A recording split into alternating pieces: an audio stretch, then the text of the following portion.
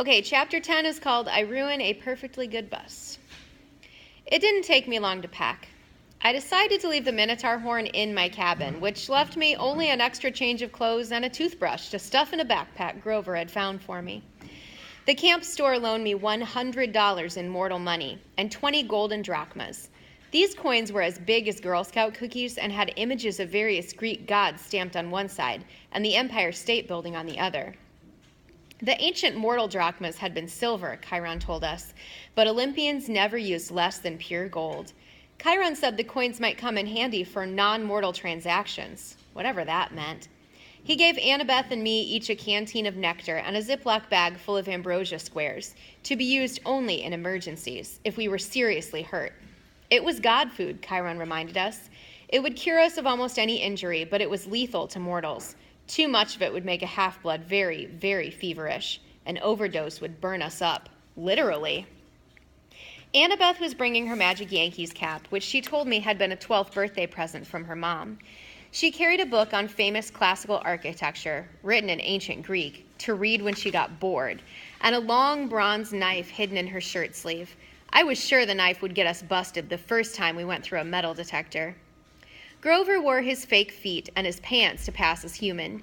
He wore a green Rasta-style cap because when it rained, his curly hair flattened and you could just see the tips of his horns. His bright orange backpack was full of scrap metal and apples to snack on.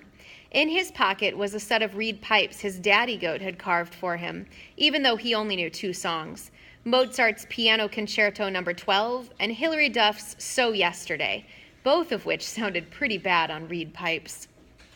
We waved goodbye to the other campers, took one last look at the strawberry fields, the ocean, and the big house, then hiked up Half-Blood Hill to the tall pine tree that used to be Talia, daughter of Zeus. So at this point, we know that we're hitting that rising action, right? We've done all of that hook information. We found our problem, which is he has to go on the quest, and now we're headed up on that rising action. Okay. Chiron was waiting for us in his wheelchair. Next to him stood the surfer dude I'd seen when I was recovering in the sick room. According to Grover, the guy was the camp's head of security. He supposedly had eyes all over his body so he could never be surprised. Today, though, he was wearing a chauffeur's uniform, so I could only see extra peepers on his hands, face, and neck.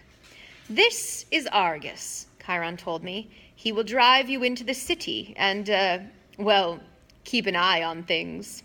I heard footsteps behind us. Luke came running up the hill carrying a pair of basketball shoes. "Hey!" he panted. "Glad I caught you." Annabeth blushed the way she always did when Luke was around.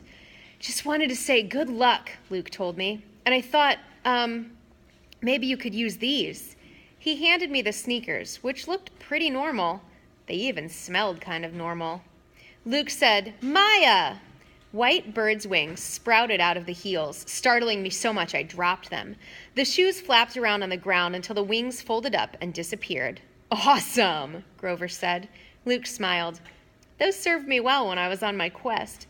Gift from Dad. Of course, I don't use them much these days." His expression turned sad. I didn't know what to say. It was cool enough that Luke had come to say goodbye. I'd been afraid he might resent me for getting so much attention the last few days, but here he was giving me a magic gift. It made me blush almost as much as Annabeth. "Hey, man," I said. "Thanks." "Listen, Percy," Luke looked uncomfortable.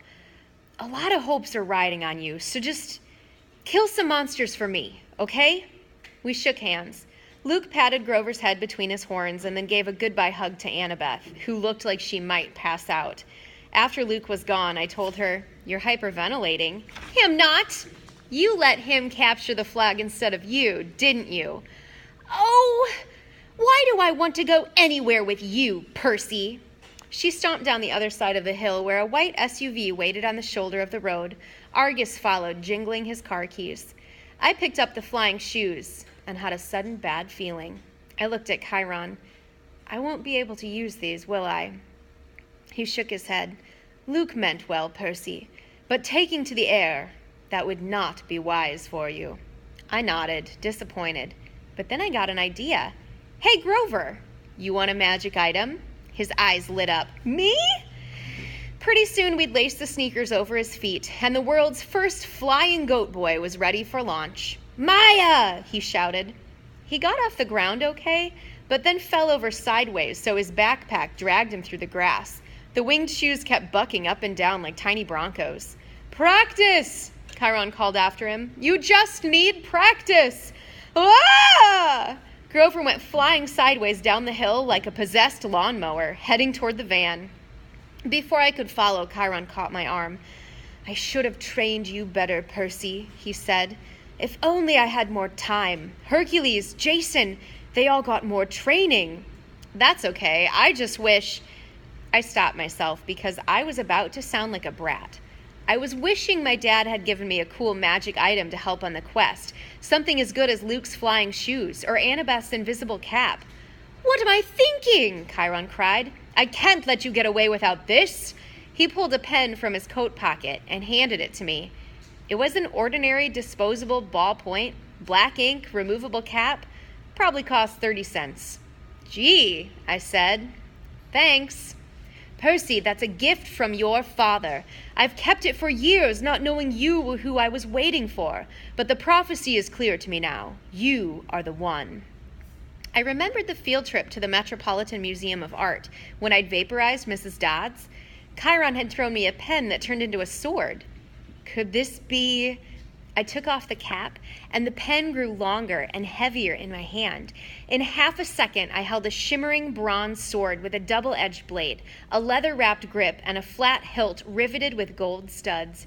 It was the first weapon that actually felt balanced in my hand. "The sword has a long and tragic history that we need not go into," Chiron told me. "Its name is Anaklusmos." "Riptide," I translated, surprised the ancient Greek came so easily.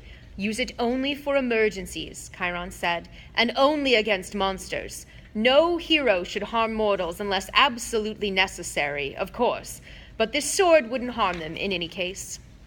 I looked at the wickedly sharp blade. "What do you mean it wouldn't harm mortals? How could it not?"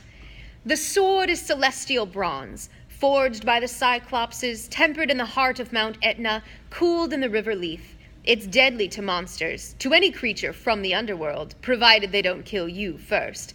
But the blade will pass through mortals like an illusion. They simply are not important enough for the blade to kill. And I should warn you, as a demigod, you can be killed by either celestial or normal weapons. You are twice as vulnerable." Good to know. Now recap the pen. I touched the pen cap to the sword tip, and instantly Riptide shrank to a ballpoint pen again.